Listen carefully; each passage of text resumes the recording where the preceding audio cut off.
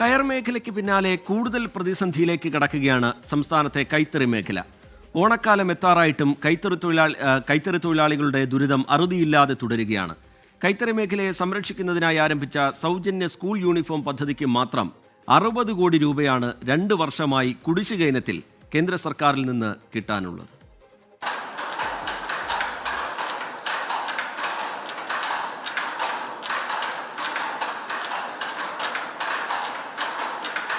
സ്വദേശീയതയെ തുന്നിയോജിപ്പിച്ച് രാജ്യത്തിൻ്റെ സ്വാതന്ത്ര്യം ലഭിക്കാൻ സഹായിച്ച പാരമ്പര്യമുള്ള കൈത്തറി തൊഴിലാളികളുടെ ജീവിതം ഇന്ന് പ്രതിസന്ധിയിലാണ്.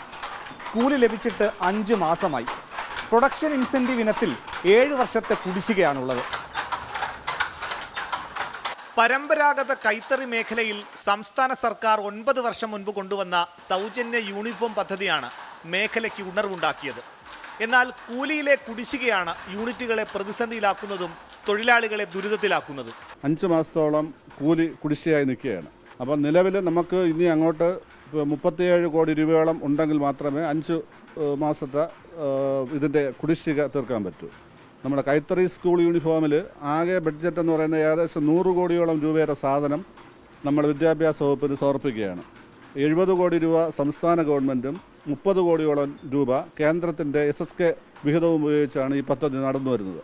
300 പ്രാഥമിക കൈത്തറി സഹകരണ സംഘങ്ങളാണ് നിലവിൽ ഈ മേഖലയിലുള്ളത്. നെയ്ത്തുകാരും അനുബന്ധ തൊഴിലാളികളുമായി 12,000-ലധികം തൊഴിലാളികളുമുണ്ട്. ഇവരെ ആശ്രയിച്ച് കഴിയുന്ന കുടുംബങ്ങളും. ഇതിൽ ഭൂരിഭാഗം യൂണിറ്റുകളും തൊഴിലാളികളും തിരുവനന്തപുരം ജില്ലയിലാണ്. ഒരു ദിവസം 8 മണിക്കൂറിലധികം ജോലി ചെയ്താലും ലഭിക്കുന്നത് 500 രൂപയിൽ താഴെ കൂലിയാണ്. കൂലിയാണെങ്കിൽ നെയ്ത്തുകാർക്ക് വളരെ കുറവാണ്. അത് മാസം തോറും കിട്ടണമെന്നുമില്ല.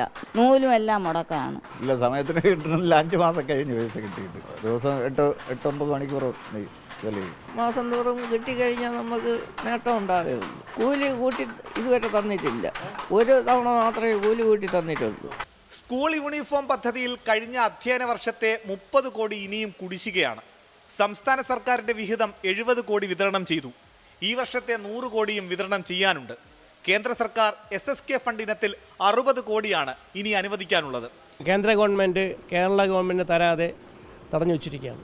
അതിൽ പ്രധാനമായിട്ടുള്ള SSKക്ക് കിട്ടേണ്ട പൈസ, അതിൽ നിന്ന് നമുക്കിപ്പോൾ 60 കോടി രൂപയോളം നമുക്ക് ഈ സ്കൂൾ യൂണിഫോം പദ്ധതിക്ക് തന്നെ കിട്ടാതിരിക്കുന്നു. അതുകൊണ്ട് പിന്നെ 10% റിബേറ്റ് ഉണ്ടായിരുന്നു മുൻകാലങ്ങളിൽ, അതിപ്പോൾ തരുന്നില്ല. മാർക്കറ്റിംഗ് ഇൻസെൻറ്റീവ് ഉണ്ടെങ്കിലും അത് അശാസ്ത്രീയമായ വ്യവസ്ഥകൾ വെച്ചത് കാരണം നമുക്കത് അപേക്ഷിക്കാനോ അത് നേടിയെടുക്കാനോ കഴിയാത്തൊരവസ്ഥ. ഇനിയും കൈത്തറി മേഖലയോട് കേന്ദ്രം അവഗണന തുടർന്നാൽ പ്രതിഷേധ പരിപാടികളിലേക്ക് നീങ്ങാനാണ് കൈത്തറി സഹകരണ സംഘങ്ങളുടെ തീരുമാനം. ജീവിതത്തിന്റെ ഊടും പാവും കൂട്ടിമുട്ടിക്കാൻ നന്നേ കഷ്ടപ്പെടുകയാണ് കൈത്തറി തൊഴിലാളികൾ.